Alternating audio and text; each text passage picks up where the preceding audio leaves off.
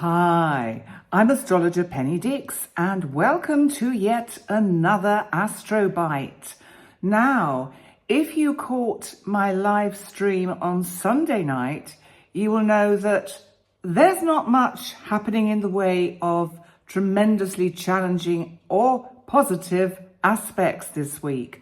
But I did promise you I would do a couple of AstroBites just to kind of keep things flowing. And today is February the 18th. And basically there is something important that happens today, and that is that the sun moves from Aquarius into Pisces. So the sun has now nearly completed one whole journey of its zodiac wheel. So it's kind of preparing itself for the spring equinox in March, when of course it will move into Aries and the whole zodiac cycle starts again. But the day that it moves in today to Pisces, which as we know as the last sign of the zodiac, in many ways is, I think it's a good time to tie up loose ends.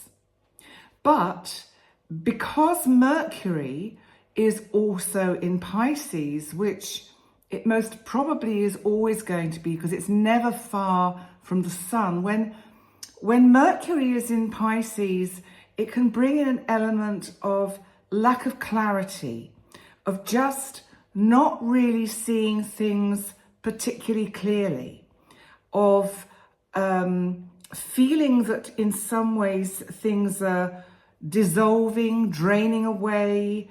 Maybe your thoughts wander a bit, or with this kind of watery, flexible energy, it's very easy to, in a sense, just sit and gaze into nothingness.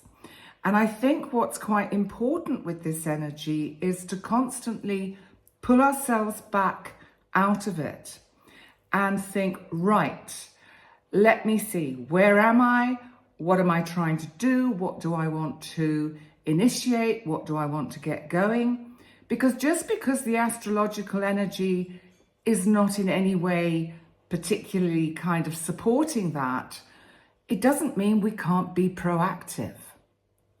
Because sometimes a blank canvas is what we need, so that we can think, okay, I actually have some autonomy over my life and over the cosmos, if you like, and how the cosmos normally would dictate the way my day progresses, the way my day goes. And I think that's helped a bit because Saturn, of course, is also in Pisces. And the whole time that Saturn has been traversing Pisces has been bringing in an element of that directional kind of proactive, assertive behavior that we get with the cardinal signs. Because remember, Saturn rules Capricorn, and Capricorn is a cardinal sign. So it really does initiate things.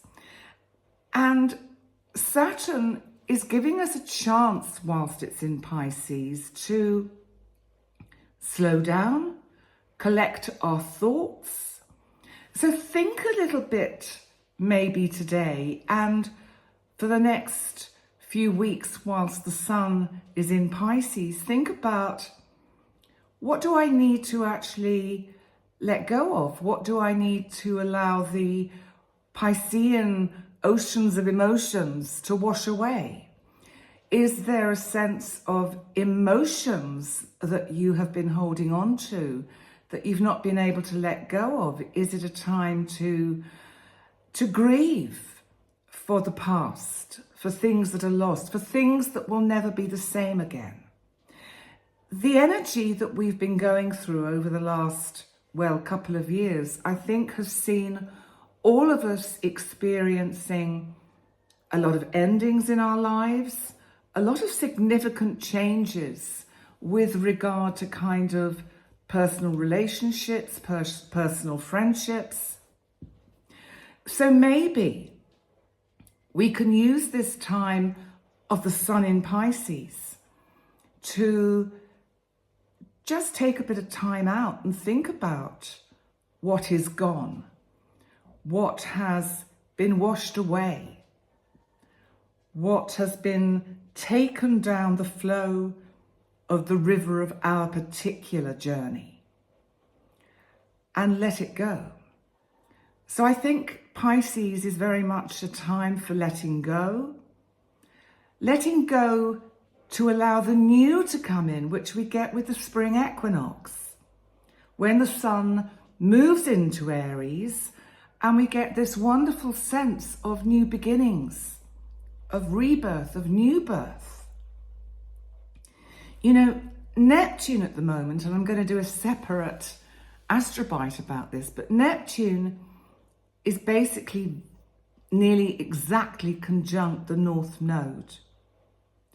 And this, because it's at the, what we call the anorectic degree of Pisces, which means it's right at the end, it underlines it, it's 28 degrees. So when it's exact, which is on the 23rd, we could experience a sense of karmic redressing, karmic results which enable us to let go and move forward.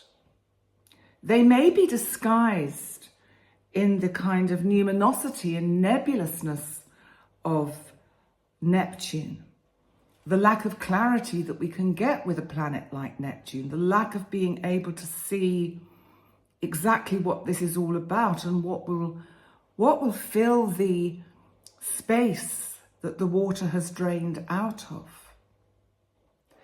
But I'll talk more about that when we get to the 23rd, which is at the weekend. But for today, the energy, the moon is in Scorpio, and this chart is for 10:07 in the morning Universal Time. And the moon is in Scorpio and will be for the next couple of days. So we have a lot of water energy around, a lot of feeling, a lot of emotion. So I do feel that today is perhaps going to be a sort of a well of emotion that can come up to the surface because of the entry of the sun into Pisces and because the moon has moved into the sign of Scorpio. There can also be, with the moon in Scorpio, especially as it's just gone past squaring Pluto in Aquarius, there can be a sense of that Scorpio sting in the tail, coming out to kind of almost shadow the shadow of the karmic debts or payments represented by the North Node in Pisces, conjunct Neptune. And so what I thought would be quite interesting to talk about today is not a word of the day, but what it means when the moon is void of course. Now, what this means is that it has made its last major aspect before changing signs. So what it means is it's in an in-between state. So it has less influence over our kind of mundane earthly matters. Is the moon void of course today? It is for a while, and then we're back into the moon making an aspect. It's void of course in the morning because it's not making any exact aspect to any other cosmological body. So, and if you want to find out when void of course is happening, what I can actually suggest to you is that you you download horoscopes.astro-seek.com. It's a really great astrological site. And under Moon Calendar, there are a whole load of things that you can choose from. When is the next full moons and new moons, solar and lunar eclipses, void of course moons, gardening moon calendar. So I think that's really quite important, because that can help us sometimes to know maybe why we're feeling flat. Because often I think when the moon is void of course, we feel a little bit directionless, a little bit, I don't know what to do. Don't know why I feel like this, I just do. And it's like we have a sense of lack of direction. Nothing seems right, nothing makes sense, nothing kind of resonates. So what happens when we try to make decisions or take actions when the moon is void of course? Well, what happens is that it can often lead to delays, confusion, and also outcomes that are not really quite what we wanted. So that can be challenging. Also, we can miss important things because somehow a void of course moon has us less sharp. We're not noticing the details. So we might overlook important terms in a contract, for instance. And then, that leads to misunderstandings in the future, and of course creates problems. And sometimes if you start a really important project when a moon is void of course, things just fizzle out, they don't go as planned, or they stall, or there's an obstacle of some description. And it may mean that you have to kind of go back to basics and renegotiate the whole kind of whatever it is thing again, project again.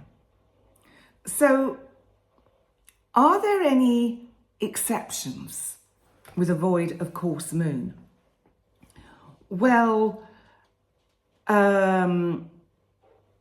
if something is not very important, then it doesn't, if it's a contract which is just very basic, then it's not going to affect things too dramatically.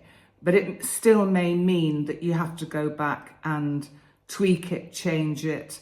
It's almost like a little bit of a Mercury retrograde. If you want to keep things quiet or not attract attention to what you're doing, then void of course moon can actually be really quite helpful, because it's like, because the moon is not shedding its light on another cosmic body, it just makes things fade away. We don't notice them. It's like sometimes when you're walking down the street and you see someone on the other side and you think, oh no, I really don't want to talk to them because they're going to tell me about their auntie again. And I really can't go through that because I've heard it 10 times already, or whatever it is. And it's almost as if you can put a cloak of invisibility on yourself so that they don't see you. And so now a void of course moon is perfect for that. If you don't want to be seen, if you want to stay private and out of the way and not attract attention, choose void of course. And anything that is kind of ongoing in your life at this time just might not have the impact that it needs. So basically, with a void of course moon, really it's about waiting until the moon is making a positive aspect if you want something to be much more concrete and objective. For instance, today, whilst I'm recording this, which is on Monday the 17th, I'll tell you exactly what the moon is doing now, with my very clever program. The moon, as I record this at 13:27 Central European Time, Monday the 17th of February, is trining the sun. And this brings balance and harmony.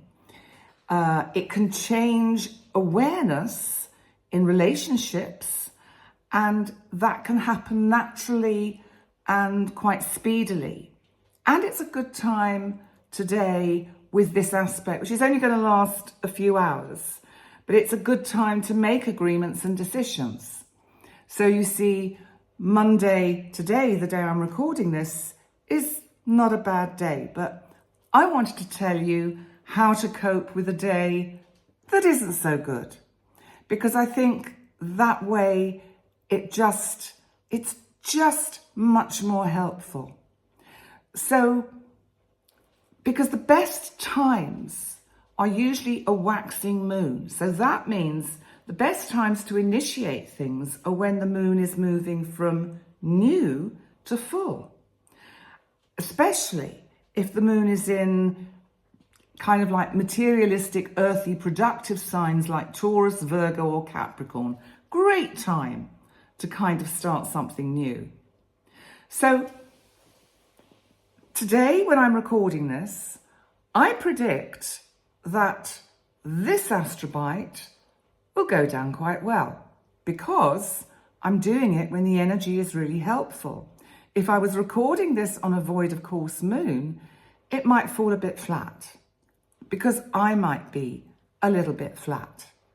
You see how it works? It's a really interesting kind of anomaly. That's it. That's the word I'm looking for. So I thought that would be quite helpful for you, rather than today a word of the day. So there we go. That's what I think is around today. Just, clear out a cupboard or something. That's quite good use of this energy. And moon in Scorpio, try not to get too deep and dark. Try not to get caught in misery and woe, and oh, woe is me and nothing ever works out for me, because it's very easy when the moon's in Scorpio to go down that spiral of negative thought and kind of self-destructive navel gazing. So try not to do that. So in the meantime, please remember to like, comment, subscribe, share. And it's just great talking to you all as usual. And I look forward to seeing you again in a couple of days' time for another Astrobite, when we will have an actual aspect.